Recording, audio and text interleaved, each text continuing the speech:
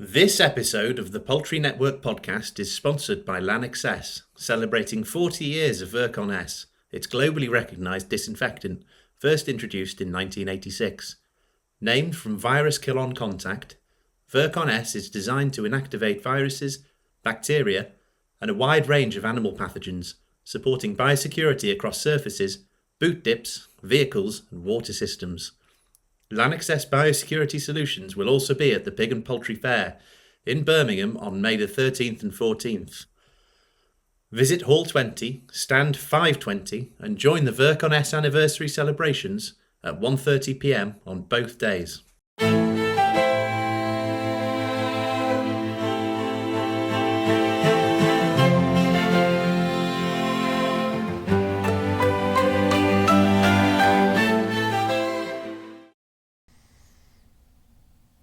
Hello and welcome back to another episode of the Poultry Network Podcast with Tom Willings.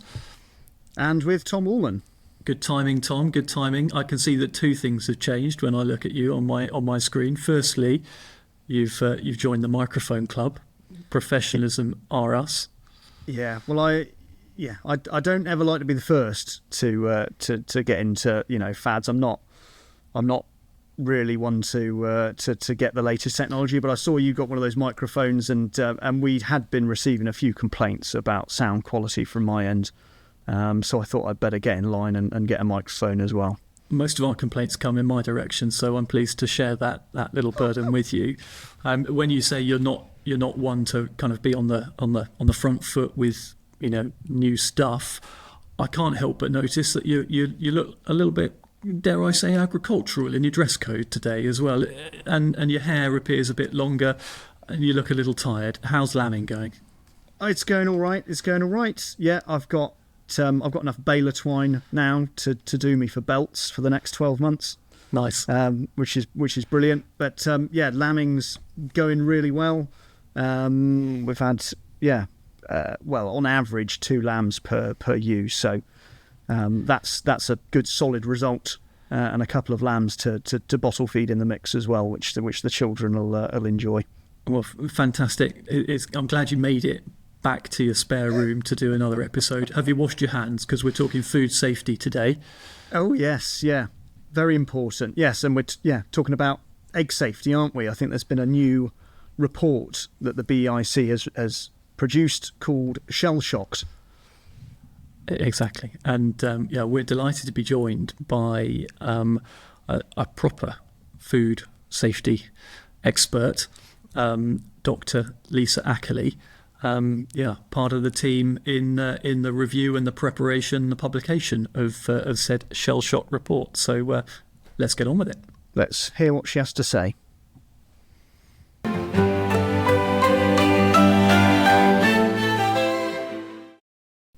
We'd like to welcome Dr Lisa Ackerley to the podcast. Welcome, Lisa. Dr Lisa. Thank you very much. You probably want a little bit of background about who I am. I'm a chartered environmental health practitioner with over 40 years experience, mainly in food safety. And I'm old enough to have been around when problems occurred in the egg industry in 1987. And I have been watching with interest how things have improved dramatically through the efforts of the egg industry. And I was delighted to be asked by the egg industry to help them over many years. So I have been working with BEIC for a long while and followed the progress of this amazing scheme. So my background is as an expert witness, as a food consultant. So I've consulted with very large companies over the past to help them make sure that they're safe.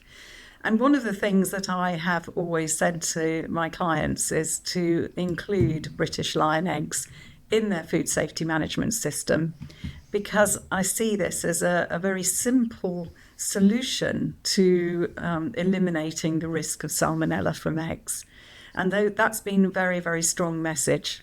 So it's the reason that we've asked you to come on today is because the BEIC has released its report, Shell Shocked, which is looking at the impact and the potential risks that are associated with imported eggs.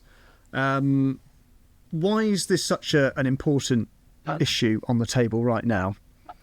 For me, the important issue is that we're in a situation in the UK where many food businesses are extremely vulnerable to running out of funds, to having no profits, to closing down. Every week, many pubs close down, many food businesses close.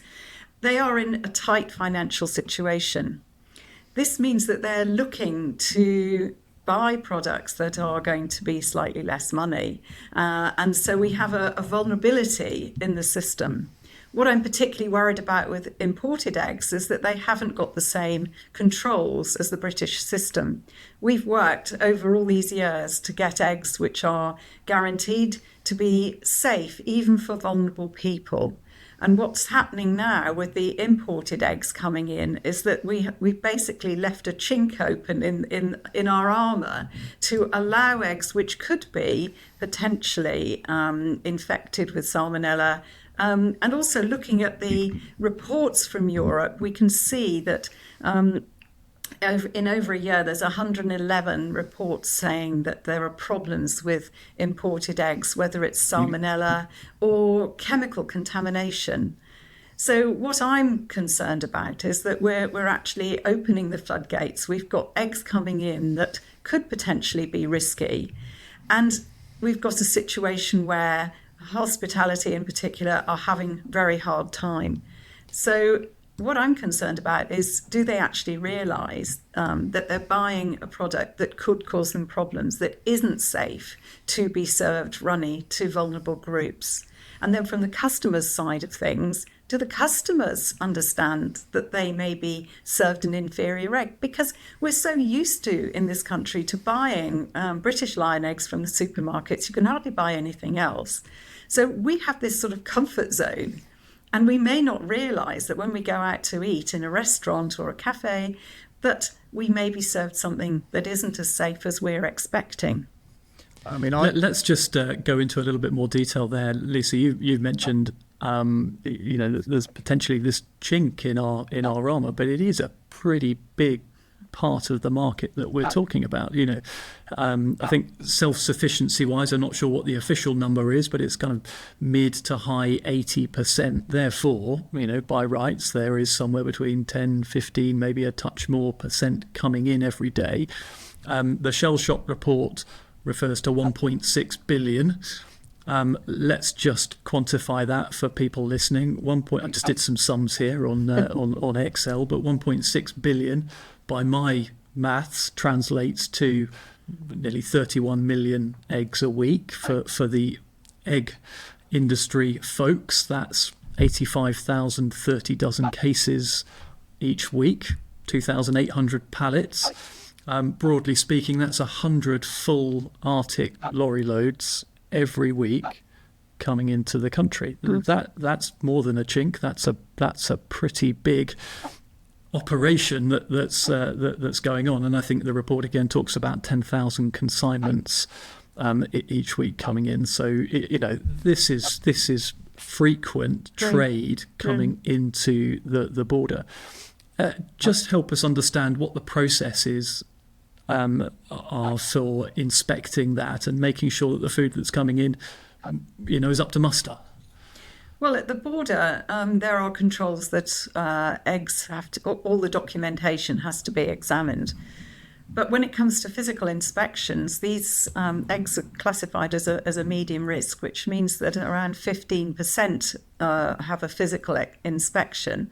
And when it comes to microbiological or toxicological testing, the amount of testing that's carried out is associated with perceived risk, but there's no prescription for how much testing is actually done.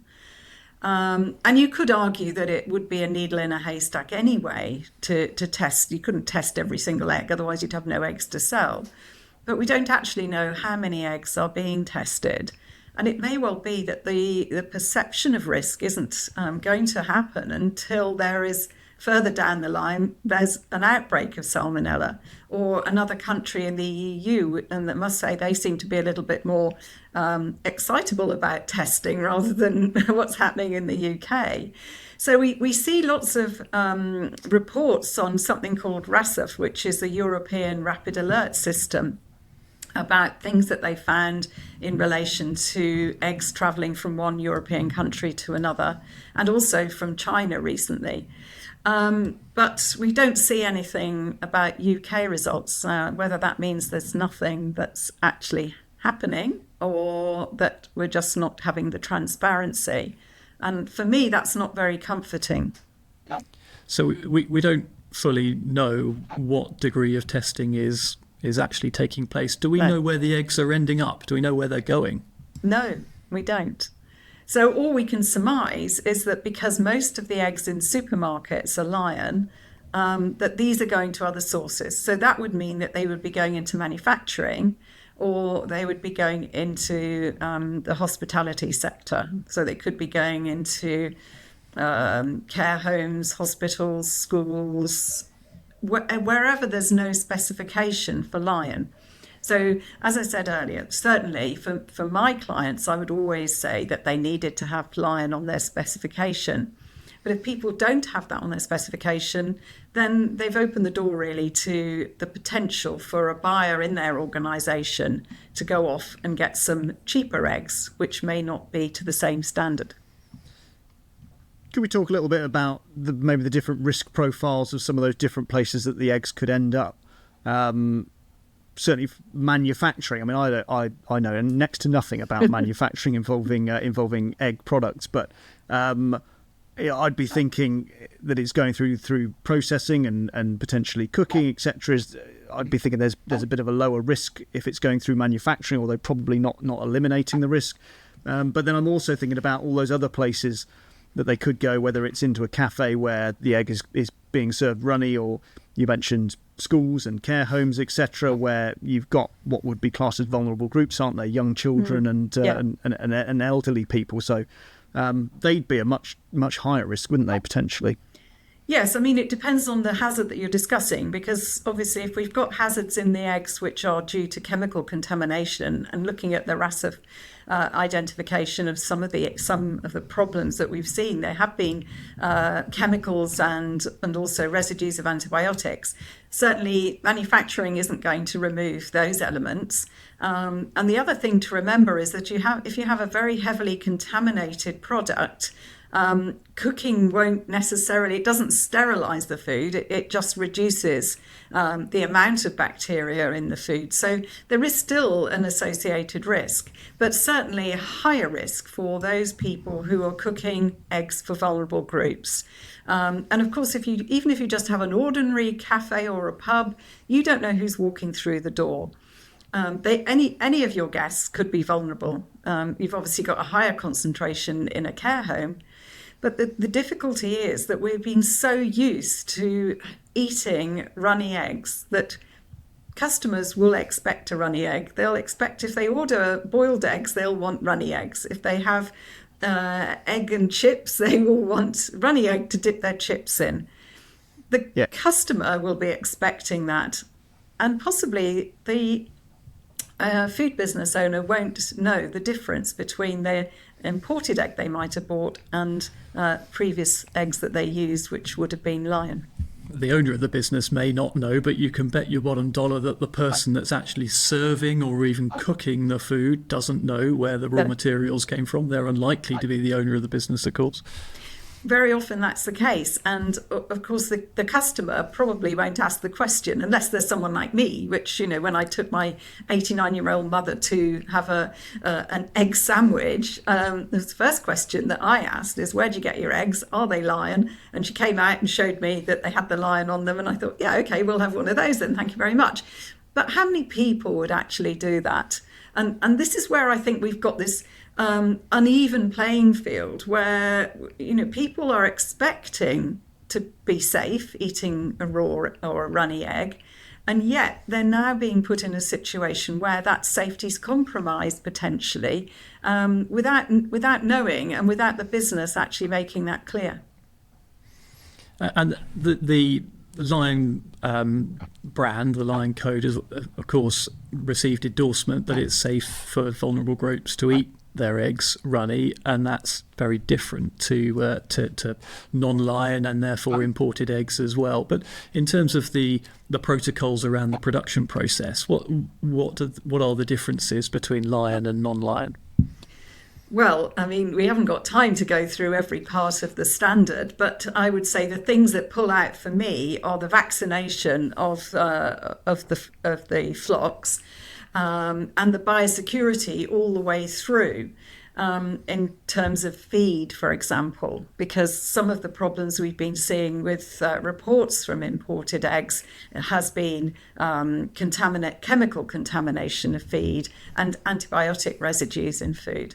Now, for me, antibiotic residues are very serious because we know that this is one of the biggest health risks globally for the future is antibiotic resistance.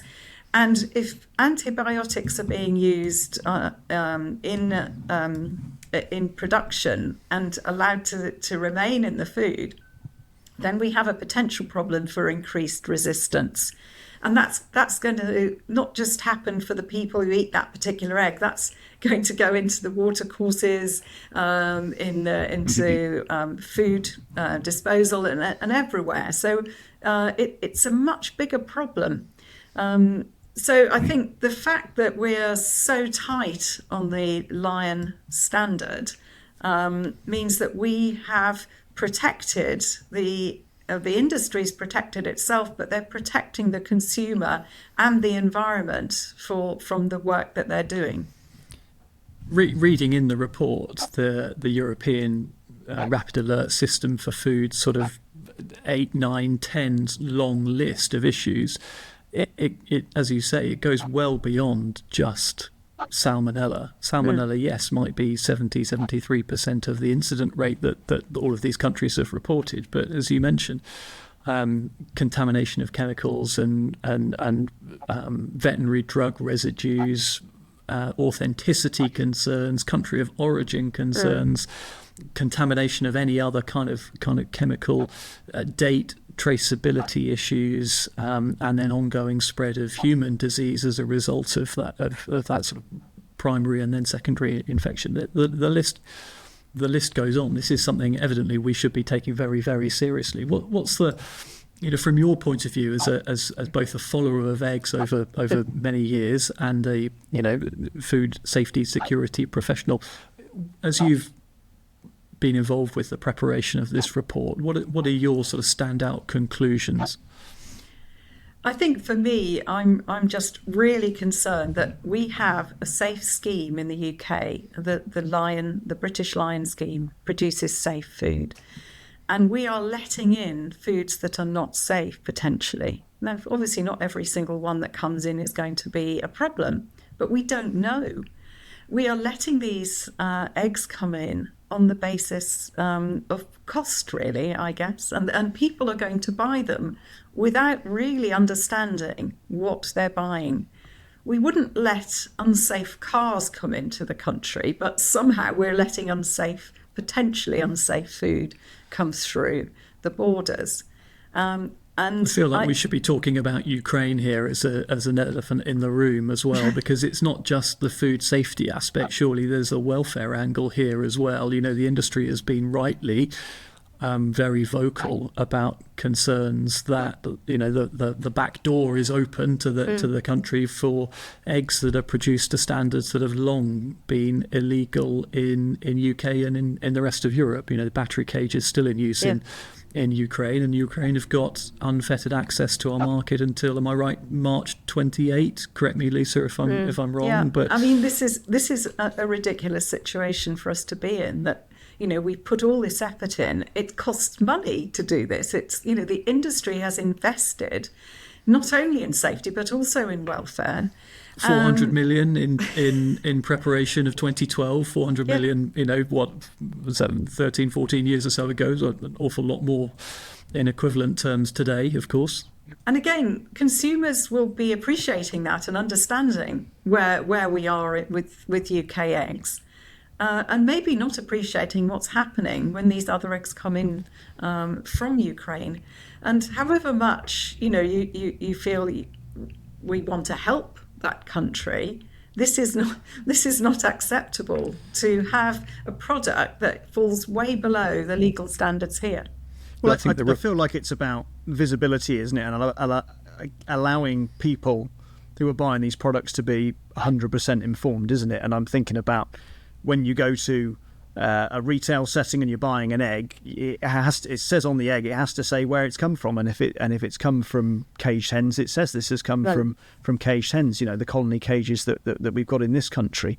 And the trouble is, wherever these imported eggs are making their way into the food chain, the consumer is not being offered any information with regards country of origin or production system. It just seems crazy, given that the government is consulting at the moment on getting rid of colony cages altogether, which is still a fairly significant part of our UK production, and yet they don't seem to be interested in doing anything to really manage and marshal these imports that are coming in. Have you got any suggestions, Lisa, in terms of things that we ought to be doing better, or the government should be doing better in terms of border control and how we can improve this situation? Well, I think we need to have a rule for everybody. You know, if we've got a rule here for what the welfare standards are, then there should be a blanket prohibition of anything coming in that hasn't got that same standard.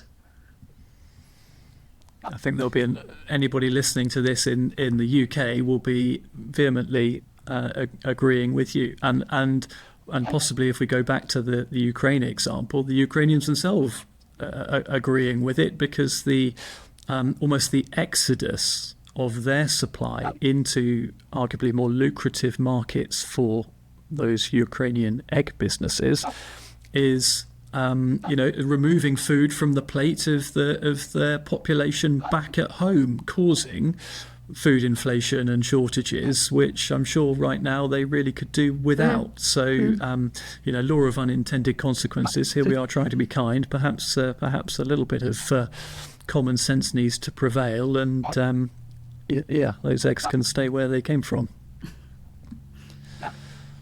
Brilliant. Well, thank you for talking to us today, Dr Lisa Ackerley.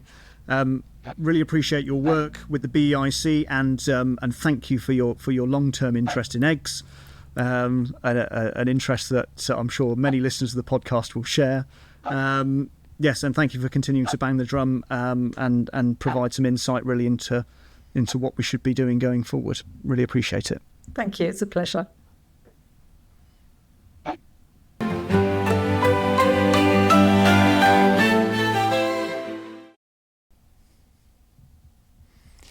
The lion code is a fantastic success story, isn't it? But you wonder whether or not eggs as a whole category in this instance is a slight victim of the success of Lion, because, reading between the lines of what Lisa or Dr Ackerley says, there is a regrettable sense of complacency of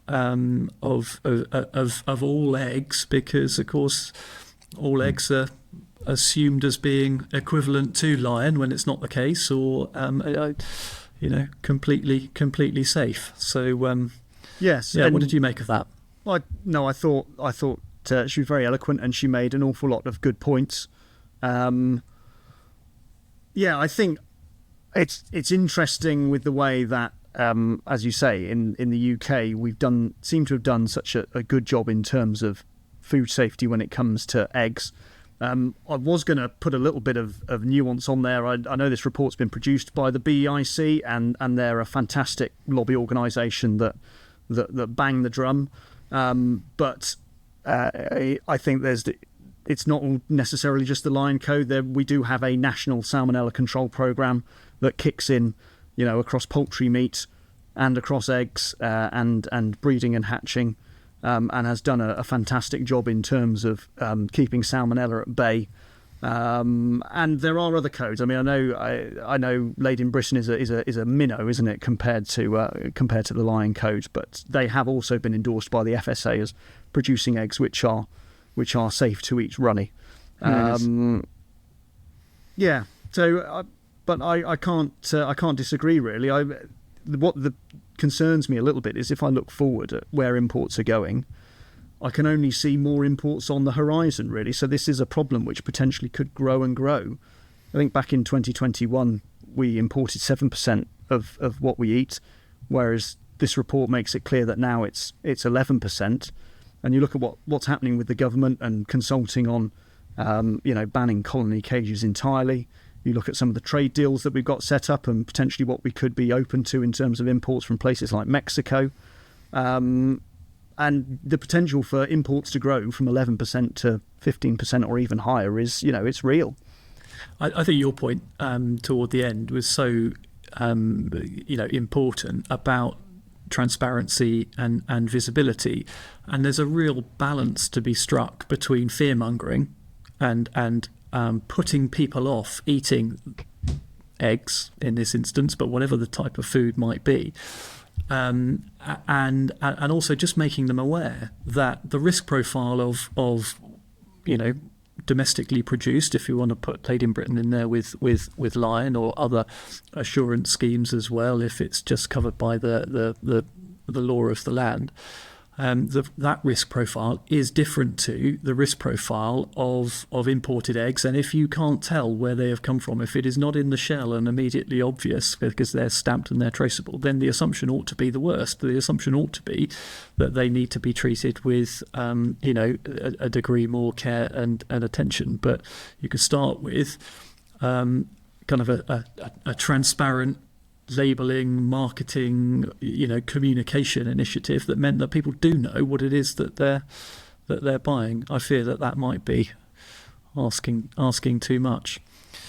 We should also raise the slight spectre that the industry itself has faced some very difficult news in only the last day. We're recording this now toward the middle of April, and for the first time in I'll say living memory, but decades, we've got a Salmonella challenge within the UK egg supply chain in a hatchery, and for all of this report's comfort that that the code of practice results in the safest food available. We've now got some challenges to face into, and I'm certain that no stone will be left unturned as the business involved and the authorities sort of go through how that's happened. But we wish them all every luck and success in robustly and rigorously getting to the bottom of that and turning the page. Absolutely. I mean, I was just thinking of the people that are caught up in it, whether it's the people that actually work in the hatchery, some of the hatchery staff, whether it's people that were due to be getting birds and are now thinking, now what? It's terrible. I just wish everyone the best that's involved in it. But it illustrates the point, doesn't it, that we have legislation in this country. And we have processes in place whereby if we do identify Salmonella, we treat it extremely seriously and we come down on it very hard. And that has consequences as well, doesn't it, for the people that work in the sector? But it's that's what we have to do, don't we, to keep a healthy supply chain and healthy food. Absolutely. Well, that's it for this episode. I suspect this last topic might be something that we cover again in an upcoming episode. So watch this space. But for now, thank you for listening. If you are enjoying the episodes and want to hear more, please make sure you subscribe. But until next week, it's goodbye.